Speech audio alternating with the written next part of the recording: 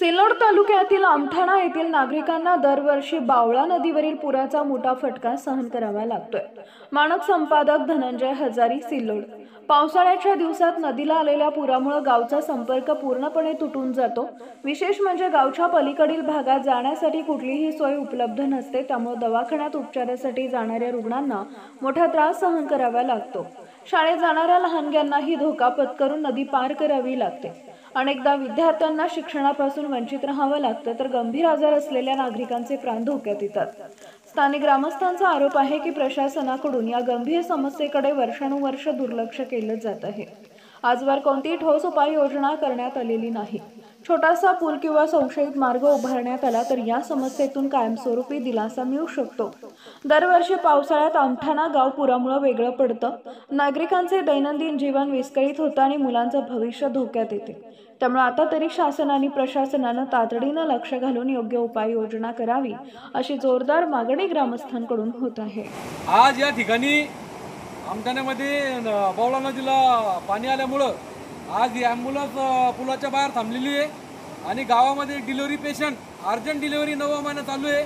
Ambulance 102 ambulance आली गावामध्ये, पुलाजवळ येऊन थांबली, पण या पुलाच्या पाण्याच्या अभावी गाडी पलीकडे जाऊ शकत नाही।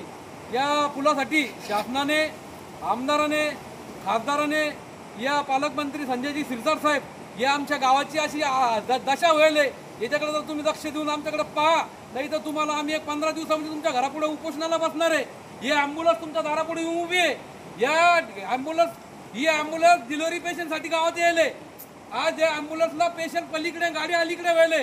पालकमंत्री महोदय, तुम्हाला हात जोडून विनंती आहे, कलेक्टर महोदय, दिलीप स्वामी साहेब, तुम्हाला हात जोडून विनंती आहे, 15 दिवसामध्ये या पुलाचा निर्णय लावा, नाही तर मी आपल्या कलेक्टर ऑफिस समोर उपोषणाला बसणार आहे। याच्यानंतर याची आमच्या गावाची दशा झाली नाही पाहिजे। मी कलेक्टर दिलीप स्वामी साहेब तुम्हाला हात जोडून विनंती करतो, या पुलाची दशा दाखवा। पूल दाखव, त्याला पाणी दाखव, तिकडे भैया पाणी दाखव। कलेक्टर महोदय, याशी गावाची हाल आहे। आता ॲम्ब्युलन्स वापस चालली, पेशंट मरल नाही तर वाचल तो नंतरचा विषय, फक्त तुम्ही आता ॲम्ब्युलन्स पहा वापस चालली। या पुलापाई पाणी दाखव भैया, पाणी दाखव, पाणी दाखव, ॲम्ब्युलन्स वापस चालली, ॲम्ब्युलन्स वापस चालली। कलेक्टर साहेब, मेहरबानी करा, गावावर आमठाण्याच्या मेहरबानी करा, नाही तर 15 दिवसांनी तुमच्या कार्यालयासमोर उपोषणाला बसणार म्हणजे बसणार। ही गाडी गावातून वापस चालली, जर पेशंट मेला कलेक्टर साहेब तुम्ही सकाळी तुमच्या घरी आणून फेकाल, एवढी जिम्मेदारी तुम्ही घेणं पडेल तुम्हाला। धन्यवाद।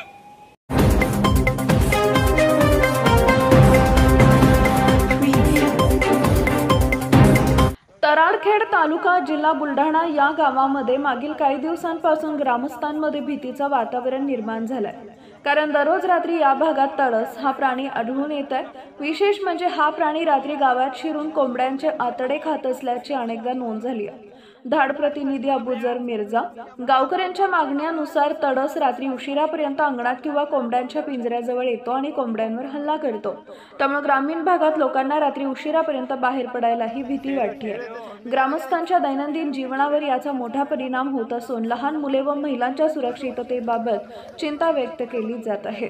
गावातील नागरिकांनी प्रशासनाला याची वारंवार माहिती दिली असली तरी अद्याप ठोस उपाययोजना झालेली नाही। त्यामुळे गावकऱ्यांनी वन विभागानं त्वरित लक्ष घालून या जंगली प्राण्याला पकडावं किंवा योग्य ती कारवाई करावी, अशी जोरदार मागणी केली आहे। तराडखेडमध्ये तडसच्या दहशतीमुळे नागरिक भयभीत असून प्रशासनानं याकडे गंभीरतेने लक्ष द्यावं हीच ग्रामस्थांची अपेक्षा आहे।